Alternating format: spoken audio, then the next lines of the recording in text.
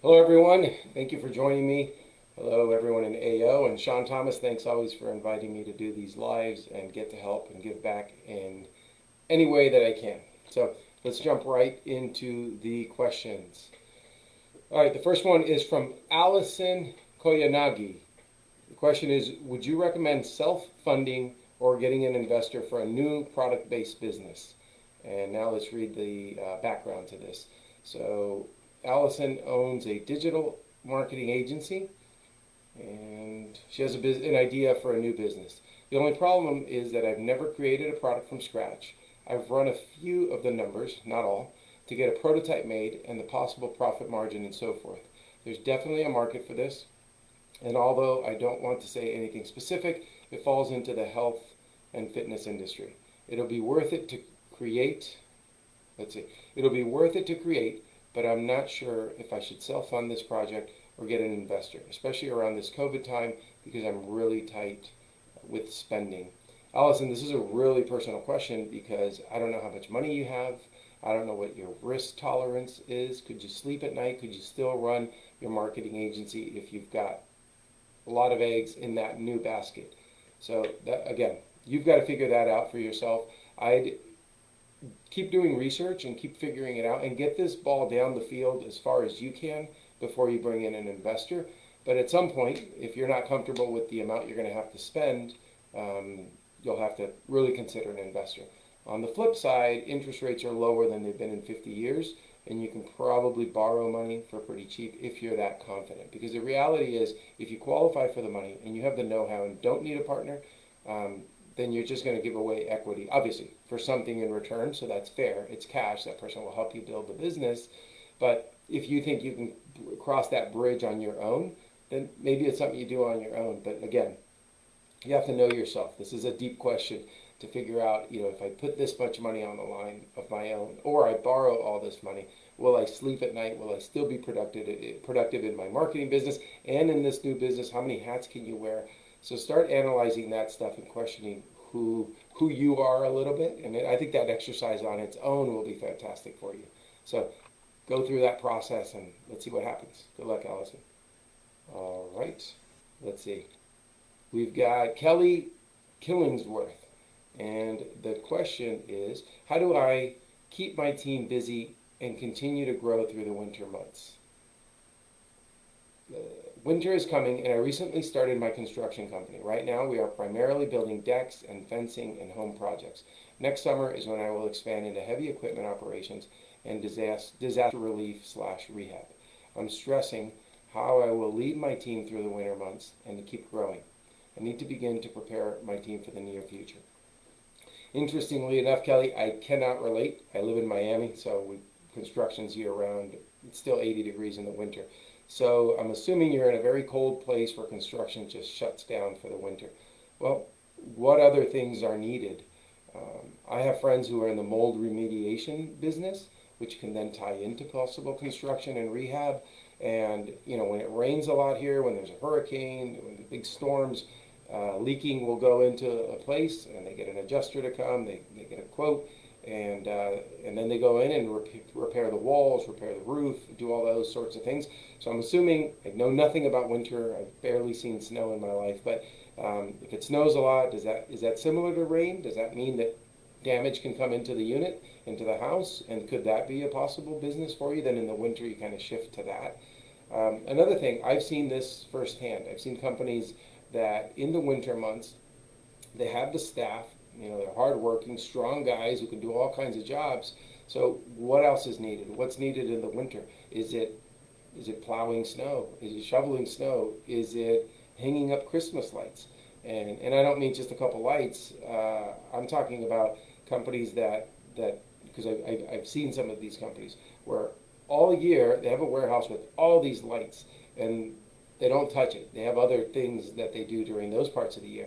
But then in the winter, they'll go and do big commercial projects, big homes, and they hang up all their lights. And they're not cheap. I've gotten quotes for them. It's, you can spend $1,000 on a house putting up Christmas lights. So if you're in an area where you might be able to get a market like that and you see an opportunity, just think of it that way. In fact, I'm in the e-commerce world. I own 12 Shopify Plus sites and looking to grow and do more.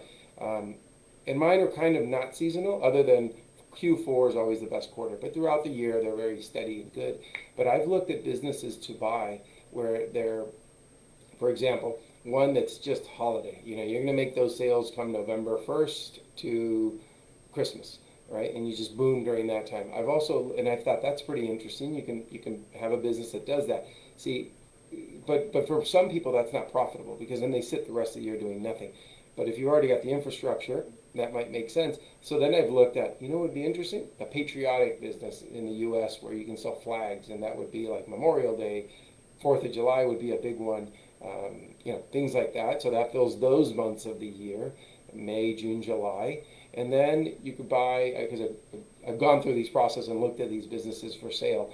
It's kind of a big roll-up strategy. But then buy a business that's Halloween costumes. And you know that'll boom the entire month of October. So it's kind of like you could have 6 different businesses and they've all got their peak moments. So you're always firing on all cylinders.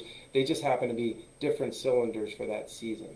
So hopefully that can help in just thinking differently and finding out what you could do. Because a lot of your guys, if they're able to do construction, they're able to hang up Christmas lights, right? I'm sure there's videos online to figure it out real quick. And from what I see, they're wrapping them around big palm trees and they're putting them across buildings and things like that.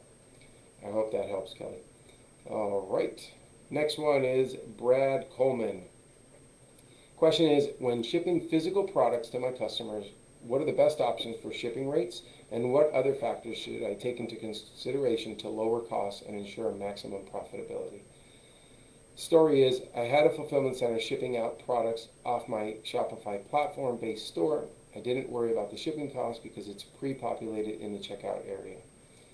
Now that I have to fill my own orders and my content more branded and ship the way I want to do it, customers will still check out and choose 1 to 3 day shipping via USPS. I found that checkout costs versus in-person drop-off are different. So Brad, I assume by in-person drop-off you must mean like physically taking things to someone local. Yeah, that's probably a lot more expensive, I would imagine. Even if it doesn't cost you anything, it's your time, your gas, your car. So anyway, that's if we're talking about local drop-off, that's usually for a micro business. But if we're talking e-commerce and all the possibilities are out there, you're going to be shipping. You won't be dropping things off if you really want to grow. So as far as shipping, I'll share from my experience and tell you what I would do. The U.S. Postal Service sucks. They're so unreliable. Things get lost. But here's the flip side. We use them and we do hundreds and hundreds of packages a day with the U.S. Postal Service. And the reason is they're so cheap. It's unrealistically cheap. It's how do you say it? It's held up by the taxes and the federal government kind of supporting the Postal Service, because it's unrealistic how cheap it is. You can get a small package across the country, a t-shirt, let's say, for like $3 something or $4 maybe, and it's there in a few days, right? So I recommend using the Postal Service whenever possible, because you're talking here about how to maximize profitability. And occasionally you will have people saying they did not receive it, and the Postal Service will lose packages. It's a guarantee. You know, when I started, maybe once a week I'd get a package reported lost. Then it became 2, then it became 20, then it became 50, but that kind of goes with the volume that you're doing. So as long as you're willing to absorb the occasional hit, you're kind of self-insuring yourself by going with Postal Service, because you can use FedEx or UPS, and they are so reliable. They're private companies, are going to do much better. However, they are way more expensive, right? So that's kind of the thing to weigh out. I hope that helps. Try different options. You know, if you want to try, offer Postal Service, offer FedEx Ground. You can offer FedEx Priority as well. But if you're going to be fulfilling this yourself, just make sure you're not shipping once a week. If someone orders and they pay for FedEx Express, that better go out that day, because that's the reality. They're in a hurry. In our fulfillment center, we've built an algorithm that prioritizes of the picking based on their shipping method. So if you have 800 orders ahead of you, and you just came in and ordered right now, and you chose FedEx overnight, you're on the very next batch of orders automatically. It's because we want to make sure to impress that person, get you the email that says your stuff's on the way. You know, either way, it's all going to go out today, but we want to get your email and you're showing you, because that person's in a hurry. So they're probably going to be customer service inquiries asking when did you ship, so get those people taken care of as fast as possible.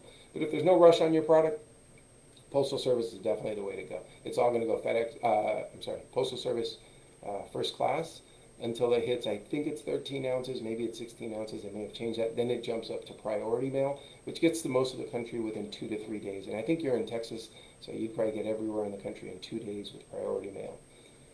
And priority mail, by the way, hopefully is not just for Brad. Anybody ever ships anything, priority mail has flat rate packaging that it doesn't matter how much the box weighs, you fill that box up and it's a set price. So you can put bricks in there or you can put feathers in there and it's the exact same cost to get that same box. It's a flat rate, and that flat rate means just that. It's a one rate for everybody who ships that box. Give me 1 second, let me have a sip of water here. All right, the next question looks like it comes from Hungary, and I believe you would pronounce the name Gabor Raz. And his question is there a way I can ask for feedback and actually get some honest responses from our past subscribers about why they didn't renew their subscription? And here's the background. Our company's main product is an annual magazine subscription. Due to technical and psychological limitations, auto-recurring subscriptions aren't common in our country yet. So when our subscribers expire, we rely on email and mail to convince them to renew their subscription. Normally, this works quite effectively. Our benchmark renewals is 70% in any given month. However, this August was beyond terrible, with only 32% of expiring subscribers choosing to renew. I can't think of any logical reasons for this outlier result, so I'm looking for help on what questions I would ask to find out the real reason, as well as how I can introduce why we're reaching out. I can either email these subscribers or I can ask them on the phone. So let's read into this. Okay, so you said you can't figure out a logical reason for this outlier. So I'm assuming that the content is as high a quality as it was before. You did nothing to upset anyone. There were no mistakes on this magazine. There was nothing controversial. Those sort of things. So an annual magazine subscription. So I know there are magazines that have been hit. I remember once, maybe it was around 2000. It was right after 9/11. National Geographic got hit with a really bad, something came out really bad. One of their writers wrote something kind of anti-American after September 11th and the terrorism acts. And it hit them really hard, and they lost a lot of subscribers. So I'm assuming you don't have anything that controversial, but I would revisit the content just to make sure there was nothing there. And now going forward, because nothing you can do about the past, other than learn from it. But going forward, could you send out a poll and offer a free subscription renewal for people who answer it? And I don't mean everybody. You're going to put them in a drawing. So quick, we just need you to answer these questions, and we're going to select X amount of people to get a free subscription. All right, so now, if they really like your magazine, they'll fill out this thing that should only take them a couple minutes, hopefully, and then you'll give away a few of them. I'm assuming there's not too much cost for you to give that away, and you get them back in the loop, right? So you may not get this month's income from it, but you'll get them back, and maybe you'll extend a lifetime.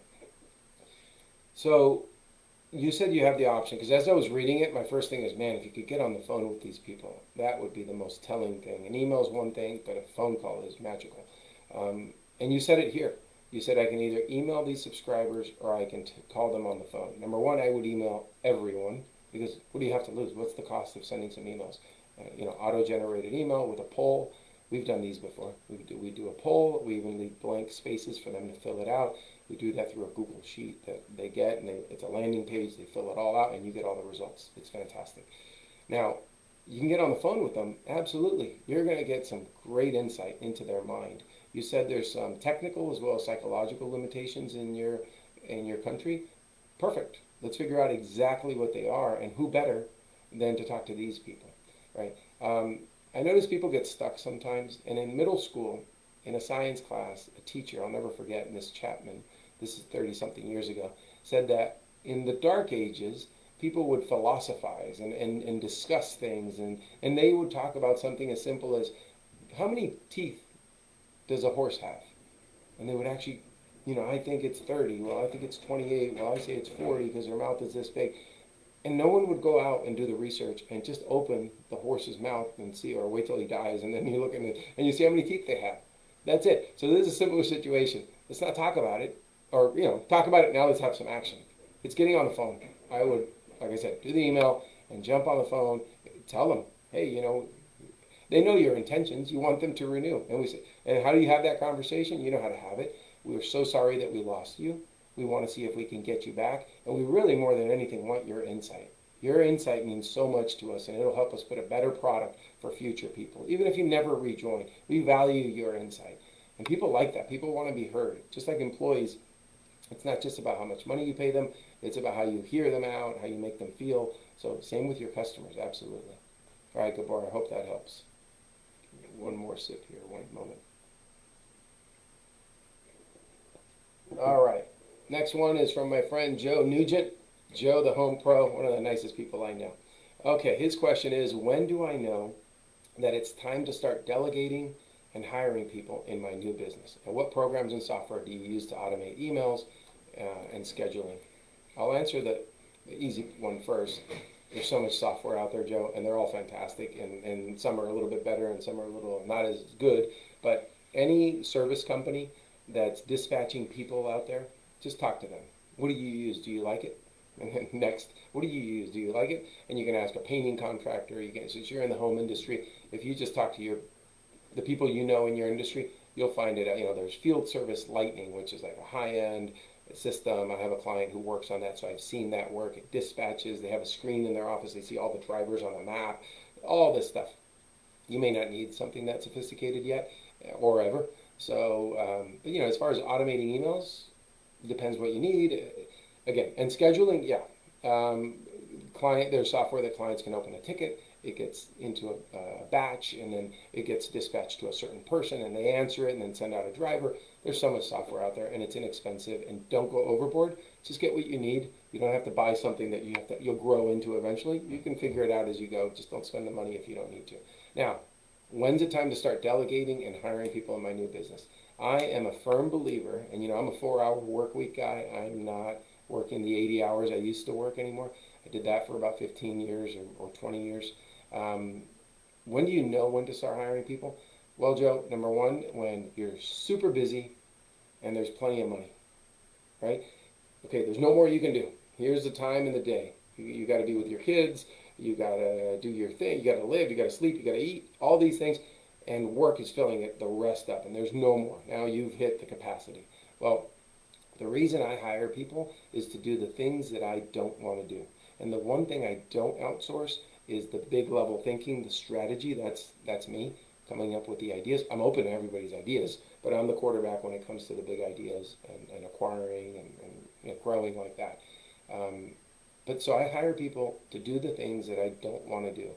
So you should always, Joe, not just you, everyone here, you should always put your CEO cap on and say, is this something that a CEO would do? Could I grow my business if I keep doing this? And trust me, I've cleaned toilets in my warehouses and in my offices. I've done that in the beginning. And then I started realizing, wait. I could go send this email that can make me $10,000, or I can keep cleaning this toilet. It's time to hire somebody to clean the toilet, right? And not just that. How will you feel and how will you grow your business if you're doing all the stuff you hate forever? You got to do it in the beginning, and it's great for you. But eventually, you got to wake up every morning and be in love with your business. And the only way to do that, I think, is if you're doing all the parts of the business that are awesome, that you really enjoy doing.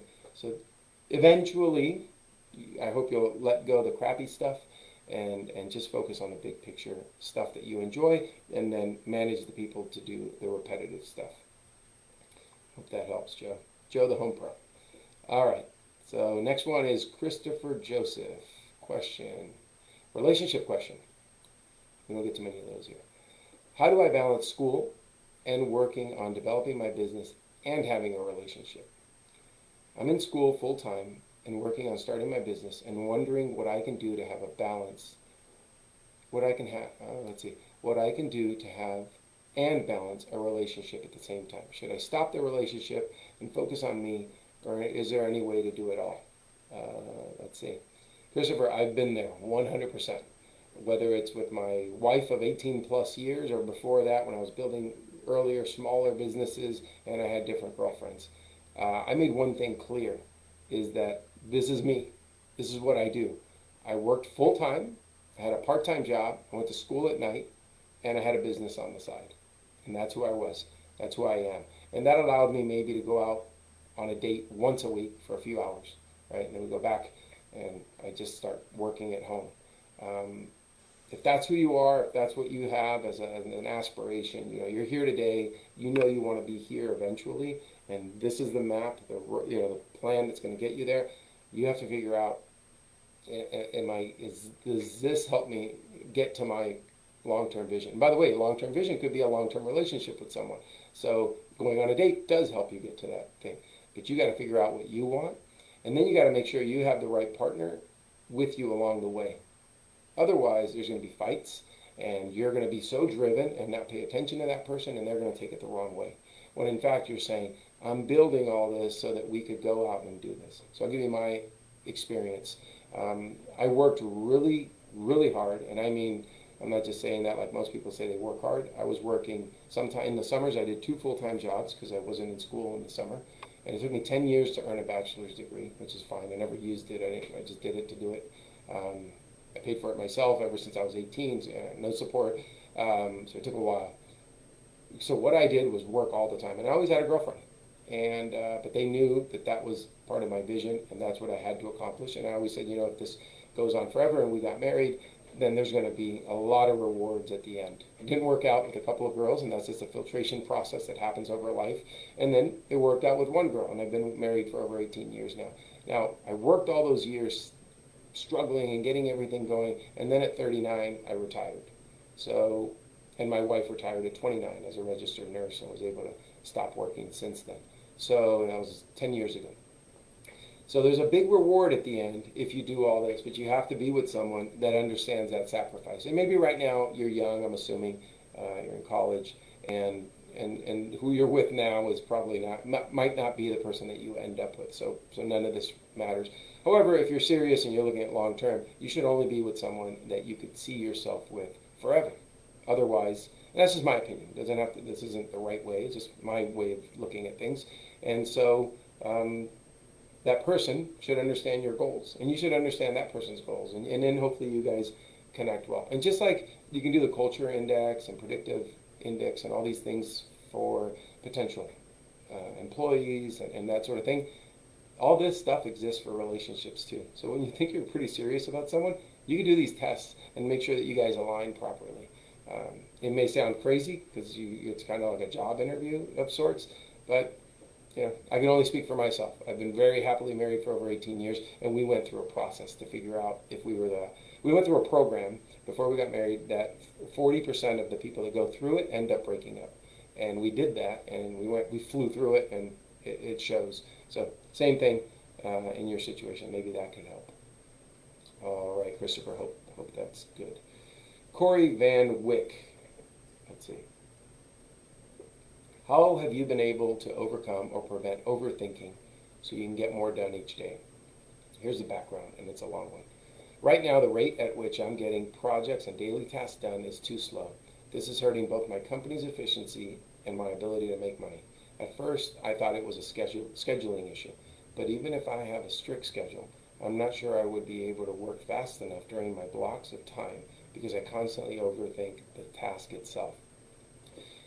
There are too many thoughts that run through my head to put here, but if I had to summarize them, they are all some form of, am I doing this the right way? So then that leads me to do more research, which leads to analysis paralysis, and another day goes by with nothing meaningful getting done.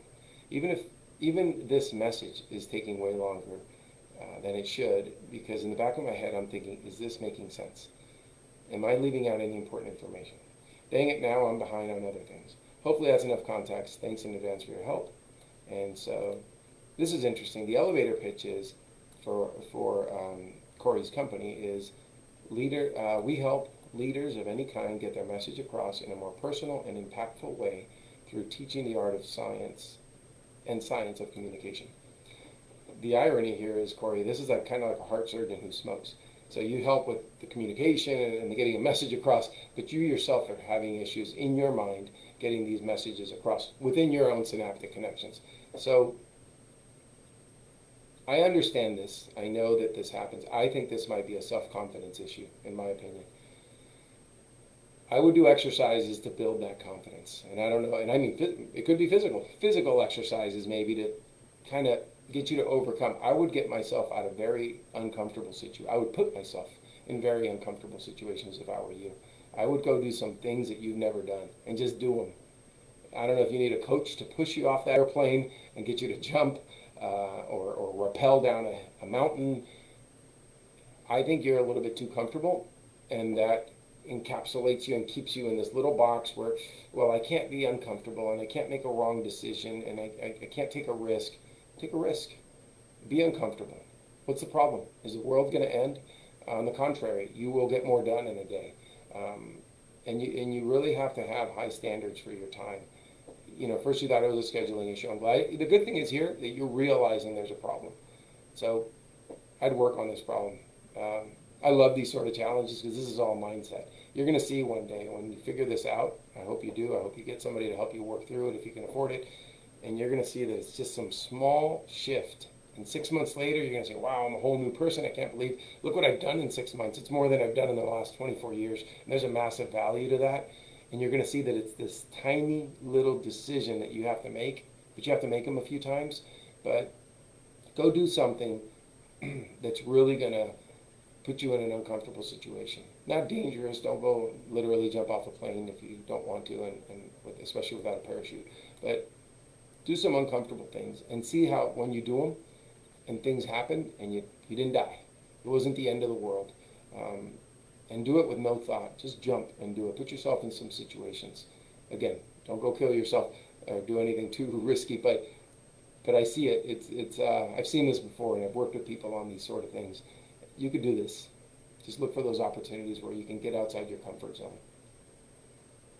All right, hope that helps. All right, next question is from Rohit Gupta. How do I know what steps to take to start my new online business? I'm brand new to e-commerce and my first online business. Trying to understand it more. I know I need to understand branding, copy, graphics, etc. Do I start with learning Shopify, or do I start with branding, or do both? Like I said, I'm brand new and looking to put together the right steps to get this going. I don't even know what products I'm going to sell yet. Rohit, I think you might be overthinking this. Go look at products first. That's my number one thing. Because what if you have this beautiful plan and you still can't find a product and you never do? And you did what? A year of planning for what? What are you going to execute on? There's nothing to execute on. Go find products. Go on Alibaba, AliExpress. Go on whatever. Look for products and see, okay, I can buy things for this price. Let me see what these products sell for on Amazon. Just as a potential thing there. And then on other Shopify sites and other websites. And then just start learning the market. I've done this. One thing that really helped me get going many years ago, I started looking at what people were buying on eBay. And I'd see that they'd start a listing at $9.99 for a popular item, and then it would get up to $50 potentially. And I kept watching those type of listings. Like literally, I'd record them, I'd graph them, and then I'd keep watching them over a week. It was auction settings back then. Now it's more buy it now type things like Amazon. But I kept saying, okay, things are selling for this much. How much would it cost me to get these things? And then I'd start looking for suppliers, and I just saw if that made sense. And then you don't have to learn, like you said here, learning branding, copy, graphics, etc. Guess what? I sell millions of dollars online, e-commerce. I'm no expert in branding. I mean, I'm okay at it. I'm definitely no expert in copy or graphics. You just start ugly. Start ugly. Start and do the best you can. And then you're going to go, it would probably be better if I tweak this. And you tweak that, and then you go this. And yet, by the end, you've got this great product. But you don't have to start beautiful. In fact, you can Google, I think it's called the Wayback Machine. Google that and see what comes up. It should be a website that allows you to put in any company's URL. So you put their website address there. And you can pick a date. And you can see how that website looked 20 years ago, how it looked 15 years ago, how it looked 10 years ago. And you're going to see the farther you go back, the uglier those sites were. And some of them are big companies. Look at Amazon when they started. Their main page was disgusting. It was horrible. All these companies were. So just start and then start improving. Now, you have one benefit. When those companies started, there were hardly any e-commerce sites to get inspired by or copy. There's a there's millions. There are millions of sites now that you can say, I like how this looks. They seem to be popular, and I think I could probably do something like this. And then you just figure that out. All you have to do is learn how to get that page to your page to look that way. You don't have to go code. On Shopify, you get a template, a bunch of free ones, or you buy one for 100, 200, 300, whatever they cost, and now you can get your site looking that way. So I hope that helps. I hope you find a product or a series of products. And remember, the first product you find and you say, that's it, that's what I'm going to start with, that's your idea. You can go and try that. The market will eventually decide if that was a good idea or not. So don't have blinders on like a horse. Be open to opportunities, because you could start selling these and then you realize, you know what, the market, I'm also offering some of these, and these mugs are selling better. So don't limit yourself to what you started with. Be open to different things. And I hope that helps, Rohit. The next, I think two questions. The next two questions, two separate questions, same person. And I'll answer them. I'll ask it and answer them separately to keep it simple here. Is from Trish Murphy. And this is, what are some good ways of liquidating excess inventory quickly? I sell false eyelashes, beauty products, and men's grooming products. I've been holding on to a lot of excess inventory that I'm unable to liquidate on my websites. My financial situation would really improve if I could liquidate these items and have the cash flow instead of just needing to store them. Okay, so the elevator pitch here is, I sell false eyelashes to makeup artists, beauty supply stores, salons, and the end consumer. Okay, and the website is eyelashesunlimited.com. So if anybody's watching this and you want to get a really good deal, go there. Okay, so you want to liquidate stuff. I'd like to see, I used to liquidate a lot to liquidators, and it was always horrible. My manufacturing cost would be $3 on products of my brands that I own, and I liquidate for $2. It was always a loss. I hated it. And it was kind of an end of the season type thing. You get stuck with an extra 800 pieces. What do you do with them? You have broken sizes. How do you, you have medium and you have XL, but you don't have small, you don't have large, things like that. So I'd always liquidate. That was before, when I was a wholesaler. Once I went direct to consumer, which I assume eyelashesunlimited.com, you can sell direct to consumer. It was way better because my manufacturing cost was $3, but the retail cost was $15, right? So because I was now going direct to the consumer, I do a 50% off sale and sell them for $7.50, and people loved it and bought a bunch of it, and they were happy with us, and I still made $4.50 on the product. So I don't know, I'm not going to click on it right now while we're talking here, but I don't know if Eyelashes Unlimited is just for wholesale or if it's also direct to consumer. I hope that you're selling direct to consumer. And if you don't want to offend your wholesale clients, you set up a whole new website that just looks like it's a customer of yours reselling the stuff. No one needs to know that that's you. And that way you have access to the consumer. Because maybe those beauty supply stores and salons are hurting right now because of COVID, but the final consumer can still buy direct from you if they'd like. Also, I understand, if people aren't going out as much, they're probably not wearing as many fake eyelashes. So that's I know that could be a dilemma. You did mention also men's grooming products. If you want to hit me up online, I have a decent sized men's business, and maybe that's something we could look at and see what you're offering. All right, the next question from Trish Murphy, same person, is for e-commerce, is it better to use a fulfillment center or do one's own storage and fulfillment? I do e-commerce and sell false eyelashes. I have over 600 SKUs, and my profit margin on each item isn't very high, usually about $1 to $2 per item. Most people order in bulk, at least 12 pair of eyelashes, but some order 50 to 100 pairs. I've had 5 fulfillment centers since launching my business almost 9 years ago. I only had one that did a great job, but they went bankrupt and in the process really hurt my business. I would prefer to outsource as much as possible, but each of these fulfillment centers has hurt my business very significantly. Do these operations make sense for certain types of businesses, but not for all? Is it better to get my own warehouse and hire my own employees? Okay. So I am hearing this so much because I own a fulfillment center, and I hear it constantly that people are not happy with the fulfillment center that they have or used to have. I don't know what it is that the standards have been so low to set up fulfillment centers that everybody goes to these poor performers, and I think it's sad to see. As far as is it, your general question, I'm glad you give the backup, because the general question is it better to use a fulfillment center or do your own storage and fulfillment? That depends. It depends on a lot of things. Are you good at running your own fulfillment center?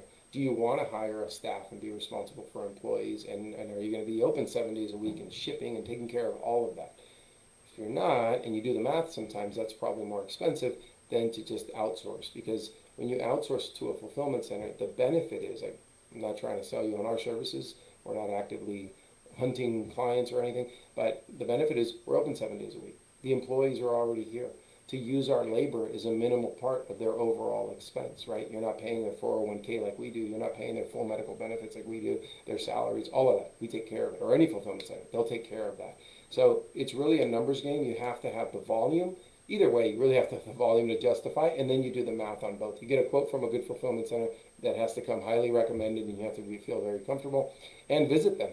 Visit how they operate, because I've visited a lot of warehouses, a lot of fulfillment centers, and there's very few that are very good, and then there's a ton that are the rest that are not good. And they're also going to sabotage you and hold you hostage with your products if you leave, and they make it a little bit uncomfortable sometimes. I'd be happy to look at your numbers and see what you're spending and at least give you an idea. Well, if you found a fulfillment center that charges this, obviously, only of the most reliable ones. We're not going to look at the bad ones. And if, as long as the numbers are here, then it seems to make sense. But everything you're saying, with low margin, you're making $1 to $2 per item. That's okay on a 100-pair order. The problem is, when someone might buy 6 or something, that's not a good business there. However, if you're building a brand and people are getting to know you because you're going through getting into these stores, I would really focus on e-commerce and building this direct to consumer, because in the price, I'm assuming if you're making $1 to $2 now and you go direct to consumer, you're going to be making $2 to $4 per, right? And consumers could buy 12, right? 12 pairs. That's not anything out of this world. So yeah, the focus there, I would try to look at going direct to consumer and doing the math on different fulfillment centers. But it's not a general answer for everyone. Well, guys, I hope this helps.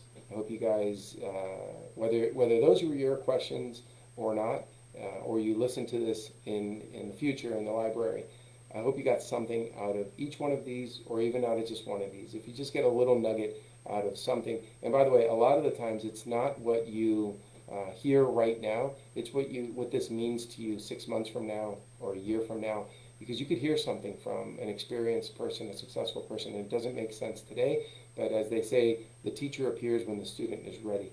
I've read books and not quite understood many of the lessons, and then I've read it 2 years later, and in 2 years I'm a completely different person. I keep evolving and improving.